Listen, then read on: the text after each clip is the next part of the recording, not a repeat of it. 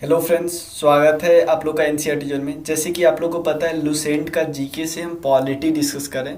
Political science में हम president वाला टॉपिक डिस्कस कर रहे थे। तो प्रेसिडेंट वाले टॉपिक में मैं बता चुका हूँ कि इनको नॉमिनल एग्जीक्यूटिव बोला जाता है। उसके अलावा और भी चीज़ें मैं बता चुका हूँ। ये सब आज हम डिस्कस करेंगे। प्रेसिडेंट के पावर बहुत इंपॉर्टेंट पावर है, ये सब मैं पिछले वीडियो में बता चुका हूँ। तो ये मैं पीडीएफ भेज दूंगा। पीडीएफ के साथ ये दोनों रहेगा ना, तो आपको क्लियर नहीं होगा, क्लियर हो जाएगा। क्लियर। तो चलिए शुरू करते हैं। सबसे पहले हम डिस्कस करते हैं एक कौन सा पावर जिसको हम एग्जीक्यूटिव पावर या एडमिनिस्ट्रेटिव पावर भी बोलते हैं। ध्यान देना, एग्जीक्यूटिव पावर या एडमिनिस्ट्रेटिव पावर भी बोल सकते हैं। क्लियर। तो सबसे पहला क्या है, ये फॉर्मल हेड होते हैं। ध्यान देना, ध्यान देना, फॉर्मल हेड होते हैं। मैंने बोला था रियल हेड नहीं होते, फॉर्मल या नॉमिनल हेड होते हैं गवर्नमेंट ऑफ इंडिया के, या फॉर्मल हेड होते हैं यूनियन ऑफ इंडिया, कैसे बोल सकते हैं। क्लियर, कोई दिक्कत नहीं। और तो आप बोलोगे भैया जो ऑफिसर इनके अंदर, चाहे जो प्राइम मिनिस्टर हो, सब इनके सबऑर्डिनेट होते हैं। जितने भी ऑफिसर होते हैं यूनियन के अंदर, सबके सब इनके सबऑर्डिनेट होते हैं। कोई दिक्कत नहीं। तो और क्या क्या कर सकते हैं, तो इसका मतलब ये बहुत, क्योंकि ये एग्जीक्यूटिव हेड है, एडमिनिस्ट्रेटिव हेड है, तो अपॉइंटमेंट कर सकते हैं बहुत लोगों का। हाँ, तो देखिए सबसे पहले अपॉइंटमेंट करते हैं प्राइम मिनिस्टर का। और किसका, मिनिस्टर सबका भी अपॉइंटमेंट करते हैं। हाँ, लेकिन मिनिस्टर के अपॉइंटमेंट के वक्त ये एडवाइस लेते हैं प्राइम मिनिस्टर से। ध्यान देना, मैंने क्या बोला, प्राइम मिनिस्टर का तो अपॉइंटमेंट करते ही करते हैं, लेकिन बाकी मिनिस्टर का अपॉइंटमेंट जब करते रहते हैं तो एडवाइस लेते हैं प्राइम मिनिस्टर से। क्लियर। और प्राइम मिनिस्टर से, ठीक है। और किसको अपॉइंटमेंट करते हैं, देखो, और प्राइम मिनिस्टर का अपॉइंटमेंट करना है इनके प्लेजर पे डिपेंड करता है। क्लियर। लेकिन जो सबसे मेजर पार्टी है उसी का अपॉइंटमेंट करेंगे। क्लियर। और एक और चीज, अटॉर्नी जनरल ऑफ इंडिया को अपॉइंट करते हैं। क्लियर। और ध्यान देना, और इनका रेन्यूमरेशन, इनको सब कुछ अटॉर्नी जनरल का डिटरमाइन यही करते हैं। और अटॉर्नी जनरल इनके, ध्यान देना, अटॉर्नी जनरल ऑफ इंडिया इनके प्लेजर पे काम करते हैं। जब मन होगा इनका, अटॉर्नी जनरल ऑफ इंडिया को हटा सकते हैं। तो ये वाला पोस्ट और एक गवर्नर ऑफ स्टेट वाला पोस्ट, ये दो ऐसे पोस्ट है कि जब चाहे प्रेसिडेंट इनको हटा सकते हैं। और किसको अपॉइंट करते हैं, सीएजी को, controller and auditor general of India को, चीफ इलेक्शन कमिश्नर को, इलेक्शन कमिश्नर को, यूपीएससी के जो मेंबर होते हैं और यूपीएससी के चेयरमैन होते हैं उनको, फाइनेंस कमीशन को, सबको। क्लियर। अब देखो, इनके पास इतना पावर होता है कि कोई भी इंफॉर्मेशन इनको चाहिए, कोई भी प्रपोजल, कुछ भी लेजिस्लेशन के बारे में, तो कुछ भी ये प्राइम मिनिस्टर से बोल सकते हैं। प्राइम मिनिस्टर इनके डायरेक्ट कांटेक्ट में रहते हैं। क्लियर, कोई दिक्कत नहीं। चलो, हाँ, और क्या है, और भी जितने भी कमीशन होते हैं ना, कमीशन के चेयरमैन और मेंबर को अपॉइंट करते हैं। जैसे एसटी कमीशन होता है, national commission for ST, national commission for SC, national commission for OBC, इस सब को। और एक और क्या होता है, डायरेक्टली एडमिनिस्टर करते हैं यूनियन टेरिटरी को। एडमिनिस्ट्रेट करते हैं डायरेक्टली किसको, यूनियन टेरिटरी को। स्टेट को तो इनडायरेक्टली करते हैं। क्लियर। और एक और सबसे इंपॉर्टेंट, किसी भी एरिया को शेड्यूल एरिया घोषित कर सकते हैं। ध्यान देना, किसी भी एरिया को शेड्यूल एरिया घोषित कर सकते हैं। और इनके पास पावर होता है कि वहाँ पे एडमिनिस्ट्रेशन कैसे हो, इनके पास ही पावर होता है। क्या क्या हमने देखा, एक तो फॉर्मल हेड है यूनियन के, अपॉइंट करते हैं प्राइम मिनिस्टर को, उसमें इनका प्लेजर है। और दूसरा होता है मिनिस्टर को अपॉइंट करते हैं लेकिन एडवाइस लेते हैं प्राइम मिनिस्टर से। Advocate general, sorry, attorney general of India को अपॉइंट करते हैं। इनमें इनका प्लेजर, कभी भी चाहे तो रिमूव कर सकते हैं। चीफ कंट्रोलर और auditor general, chief election commissioner, UPSC के चेयरमैन और मेंबर, फाइनेंस कमीशन के, सबको अपॉइंट करते हैं। क्लियर। प्राइम मिनिस्टर समझिए लिंक का बिटवीन काम है, लिंक की तरह काम करते हैं between council of minister and president. Clear. Directly administer करते हैं किसको, यूनियन टेरिटरी को। और शेड्यूल एरिया खुद घोषित कर सकते हैं किसी एरिया का, और वहाँ पे एडमिनिस्ट्रेशन कैसे करना है ये भी घोषित कर सकते हैं। कोई दिक्कत नहीं। चलो, अब बात करते हैं, एक इम्पॉर्टेंट पेज आप ले लो। यहाँ पे हम क्या लिखते हैं, एक साथ लिख देते हैं ओथ और रेजिग्नेशन, ध्यान देना, ओथ और रेजिग्नेशन। सबसे पहले हम पोस्ट उठाते हैं, कुछ एग्जाम्पल लेते हैं, हम कुछ पोस्ट उठाते हैं। पोस्ट सबसे पहले मान लो पोस्ट में प्रेसिडेंट उठा है। प्रेसिडेंट किनके सामने ओथ लेता है? याद रखिए, चीफ जस्टिस ऑफ इंडिया के सामने। और रिजाइन किसको देता है? जब रेजिग्नेशन लेटर देना होता है तब वाइस प्रेसिडेंट को। क्लियर, कोई दिक्कत नहीं। नेक्स्ट है, प्रेसिडेंट का तो हो गया, 3-4 ब्लॉक बना लेते हैं। प्रेसिडेंट का हो गया, आप याद ही कर लेते हैं सारा। हाँ, दूसरा हम निकालते हैं vice president. Vice president oath किसके सामने लेते हैं? प्रेसिडेंट। रेजिग्नेशन भी प्रेसिडेंट, रेजिग्नेशन लेटर भी। नेक्स्ट आता है गवर्नर की बात करते हैं। गवर्नर ऑफ स्टेट जो होता है, ये होते हैं oath chief justice of high court, ये सुप्रीम कोर्ट के हो गया ना। और रेजिग्नेशन किसको देते हैं? प्रेसिडेंट को। उसका गवर्नर के बात आ गया तो चीफ जस्टिस ऑफ इंडिया की बात करें, यानी सुप्रीम कोर्ट की बात करें, तो ये दोनों प्रेसिडेंट के सामने, ओथ भी प्रेसिडेंट के सामने, रेजिग्नेशन लेटर भी प्रेसिडेंट को। प्राइम मिनिस्टर की बात करते हैं, पीएम, पीएम दोनों प्रेसिडेंट को। अब उसके बाद बात करते हैं स्पीकर, जो लोकसभा के स्पीकर होते हैं, वो रेजिग्नेशन किसके सामने देते हैं? उनका कोई ओथ नहीं होता, ध्यान देना, उनका कोई ओथ नहीं होता, लेकिन रेजिग्नेशन देते हैं डिप्टी स्पीकर को। एक साथ हो गया ना, आप इसको कंफ्यूजन नहीं होगा। प्रेसिडेंट एक बार और समझा दे रहा हूँ मैं, स्क्रीनशॉट लेना चाहे तो ले सकते हो आप लोग। हाँ, देख, प्रेसिडेंट शपथ किसके सामने लेते हैं?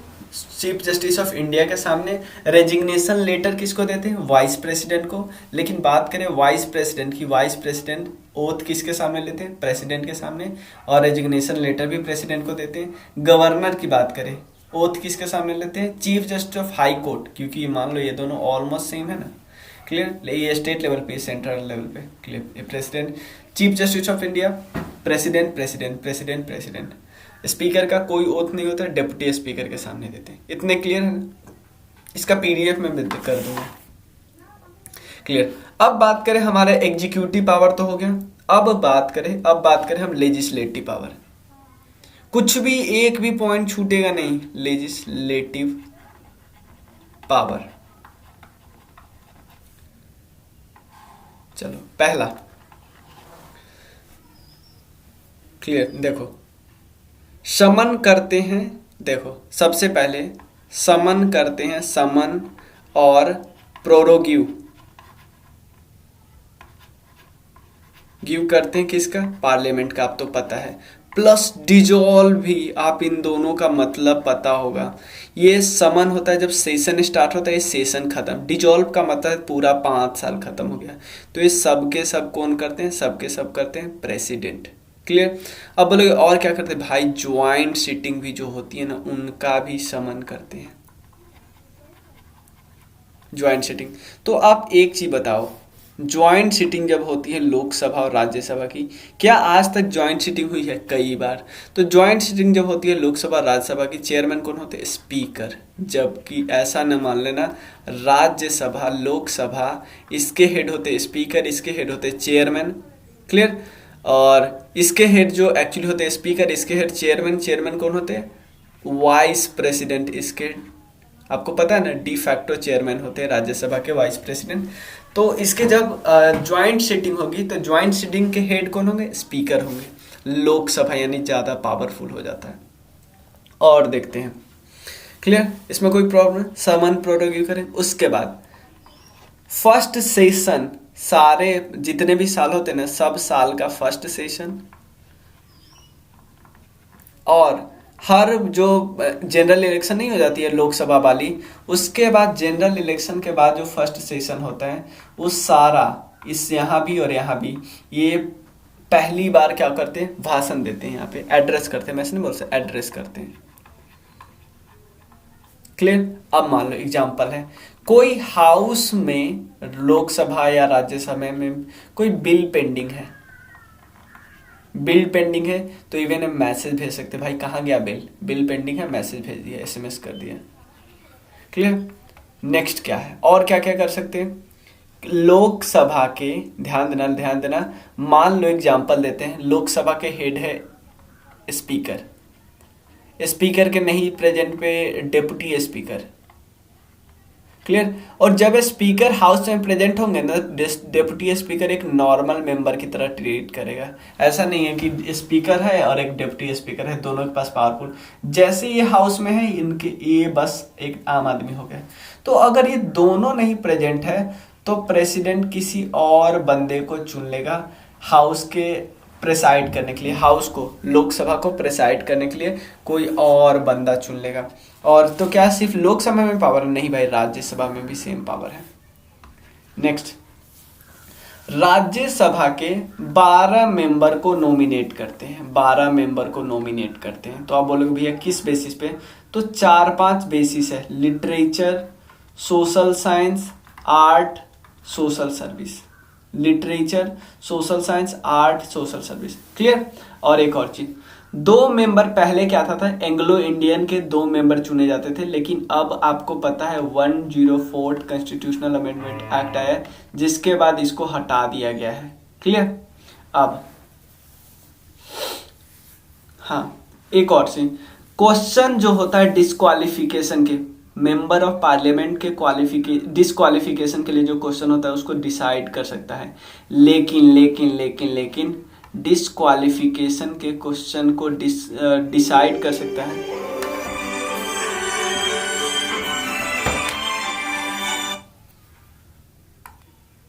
सॉरी देखो, तो हम यहाँ पे और क्या करने वाले हैं, और यहाँ पे हमने देखा कॉल आ गया था, सॉरी मैं साइलेंट कर देता हूँ, मोबाइल हो गया, भूल गया था। देखो मैंने क्या बोला कि अगर डिस्क्वालिफिकेशन के लिए जो कुछ क्वेश्चन होते हैं वो डिसाइड करने का हक प्रेसिडेंट का होता है, लेकिन प्रेसिडेंट क्या करते हैं, इलेक्शन कमीशन से, प्रेसिडेंट क्या करते हैं, इलेक्शन कमीशन से राय लेते हैं, कंसल्ट करते हैं, क्लियर। अब क्या हो, और आपको पता है, आपने कुछ चीजों में सुना होगा कि प्रेसिडेंट का प्रायर रिकमेंडेशन चाहिए, क्लियर, प्रायर रिकमेंडेशन चाहिए कुछ चीजों में। उसमें 2 सबसे इंपॉर्टेंट है कि अगर कंसोलिडेटेड फंड ऑफ इंडिया, ध्यान देना, कंसोलिडेटेड फंड ऑफ इंडिया से आप खर्चा करते हो तो आप प्रेसिडेंट से प्रायर रिकमेंडेशन लो। और क्या मैंने बताया, और बताया कि स्टेट के बाउंड्री को, ध्यान देना, मैंने क्या बताया, स्टेट के बाउंड्री को आप अल्टर करते हो, स्टेट के बाउंड्री को आप अल्टर करते हो तो भी आपको रिकमेंडेशन लेने होंगे, प्रायर रिकमेंडेशन लेने होंगे, क्लियर। इसमें कोई प्रॉब्लम नहीं। और क्या है, इतना हमने देख लिया। नेक्स्ट है, यहीं पे डिस्कस कर लेते हैं, यहाँ पे नेक्स्ट पॉइंट है, देखो आपको पता है जब बिल कैसे बनता है, जब दोनों हाउस से पहले पास होता है फिर प्रेसिडेंट के पास जाता है, प्रेसिडेंट अगर साइन करते तभी बिल पास होता है। मान लो कैसे होता है, मान लो बिल दोनों हाउस से आ गया, अब बिल प्रेसिडेंट के पास आया बिल, तो प्रेसिडेंट 3 चीज कर सकता है। पहला ऑप्शन कि आया, एसेंट दे दिया, बोला कि हाँ एक्ट बन दो, बिल आया, एक्ट बन गया। सेकेंड ऑप्शन इनके पास क्या होता है कि नहीं भाई विथ होल्ड कर लो, विथ होल्ड कि रखो, जवाब ही नहीं देंगे, आगे नहीं जवाब देंगे। थर्ड क्या बोलता है कि भाई रिटर्न कर दो। रिटर्न क्यों, कि आप इस बिल में प्रॉब्लम है, फिर से रिकंसिडर करो इस बिल को, क्लियर। बिल में प्रॉब्लम है, रिटर्न कर दिया, फिर से रिकंसिडर करो, समझ गया। प्रेसिडेंट के पास 3 ऑप्शन है, एसेंट, विथ होल्ड, रिटर्न कर दो। तो आप बोलोगे भैया रिटर्न करेगा तो अगर दोबारा प्रेसिडेंट के पास लाया गया तो दोबारा इनको पास करना ही होगा, चाहे इसमें चेंज किया हो या ना। तो प्रेसिडेंट बस डिले कर सकते हैं बिल को, और ज्यादा कुछ नहीं, क्लियर। तो ये तीनों समझ गए। आपको पता है जब लोकसभा राज्यसभा जब दोनों होगा तभी तो बिल पास होगा, और दोनों में से एक भी प्रेजेंट नहीं है, क्योंकि राज्यसभा तो कंटिन्यूइंग बॉडी है, ये तो प्रेजेंट होंगे ही होंगे। मान लो लोकसभा प्रेजेंट नहीं है तो सरकार को अगर कोई बिल लाना है तो सरकार प्रेसिडेंट के माध्यम से ऑर्डिनेंस पास करवा सकती है, अध्यादेश आपने जो सुना होगा वो पास करवा सकती है, आर्टिकल 60 में लिखा हुआ है, क्लियर। और एक और चीज, नहीं अब देख लेना किस आर्टिकल में लिखा हुआ, ठीक, ऑर्डिनेंस पास करवा सकती है। लेकिन आप बोलोगे भैया ये जन्मों जन्मांतर तक रहेगा ऑर्डिनेंस, नहीं भाई।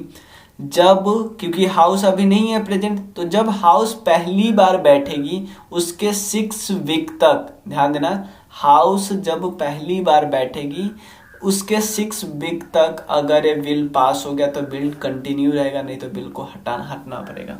समझ में आ गया कि अगर 6 वीक तक पास हो गया तो बिल कंटिन्यू रहेगा, नहीं तो डिसकंटिन्यू कर दिया जाएगा। और इन बिटवीन राज्यसभा तो पास कर ही देगी, समय, क्योंकि समय तो है ही, राज्यसभा बीच में पास कर देगी। लोकसभा का हम 6 सप्ताह का समय दे रहे हैं। क्लियर। एक और चीज, ये रिपोर्ट जब आता है ना, रिपोर्ट कुछ लोगों से रिपोर्ट मांगते हैं, जैसे सीएजी से रिपोर्ट मांगते हैं, यूपीएससी से रिपोर्ट मांगते हैं, फाइनेंस कमीशन से रिपोर्ट मांगते हैं, रिपोर्ट फिर पार्लियामेंट में रखा जाता है। क्लियर। और एक और चीज, ये क्या कर सकते हैं, आपको पता है हमारे देश में अभी कितने 8 यूटी हैं। तो 8 यूटी में से जिस देश में जहाँ पे असेंबली है वो तो असेंबली खुद काम करेगी, लेकिन जहाँ पे असेंबली नहीं है वहाँ पे ये खूब ज़्यादा मतलब मदद करेंगे। कहाँ कहाँ पे, मतलब वहाँ पे regulation, peace, process, good governance बनाने में काम करेंगे। जैसे अंडमान और निकोबार, लक्षद्वीप, दादर नगर हवेली, दमन एंड दीप, और पुडुचेरी में तो असेंबली भी है। अगर पुडुचेरी का असेंबली ना रहे तो वहाँ भी। क्लियर। इतने में कोई प्रॉब्लम नहीं है ना, कोई भी प्रॉब्लम नहीं है। चलिए आगे हम चलते हैं।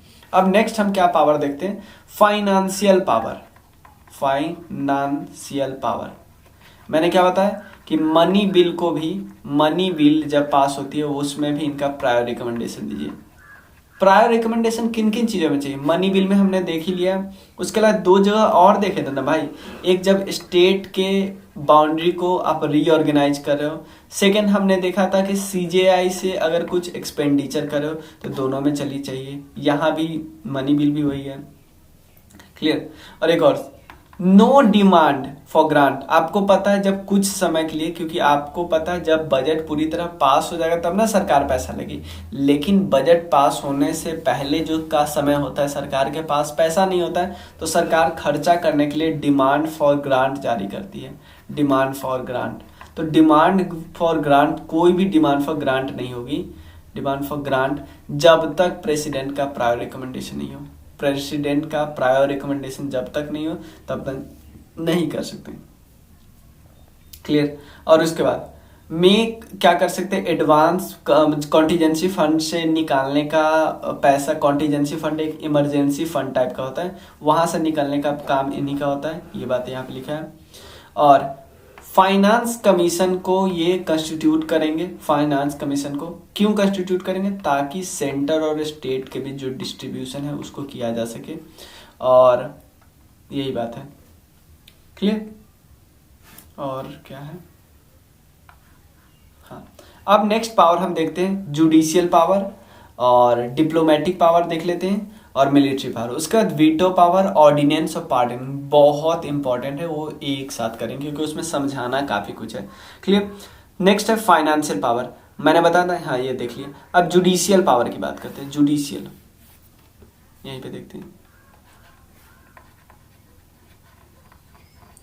Judicial power. जुडिशियल पावर में सबसे पहले क्या है, सबसे पहले है कि अपॉइंट करते हैं चीफ जस्टिस ऑफ इंडिया को, जजेज को, ये चाहे स्टेट सुप्रीम कोर्ट का हो, हाई कोर्ट का हो, और हाई कोर्ट का भी, जैसे चीफ जस्टिस ऑफ इंडिया भी और chief justice of high court भी। क्लियर। और क्या कर सकते हैं, देखो ये क्या कर सकते हैं, एडवाइस, कोई एडवाइस अगर लेना हो ना, एडवाइस, तो एडवाइस आराम से सुप्रीम कोर्ट से मांग सकते हैं, लेकिन ये एडवाइस सुप्रीम कोर्ट का इन पे बाइंडिंग नहीं हुआ, ध्यान रखना। क्लियर। और एक और चीज, और क्या कर सकते हैं, ग्रांट कर सकते हैं, पार्डन, रिप्राइव, सस्पेंड, और भी remit. Clear. Commute the sentence, ये सब हम डिस्कस करेंगे, कोई दिक्कत नहीं। क्लियर। और ये तो मैं बताऊंगा, तो ये आ गया, ये मैं वैसे भी आप बताने वाला पूरा।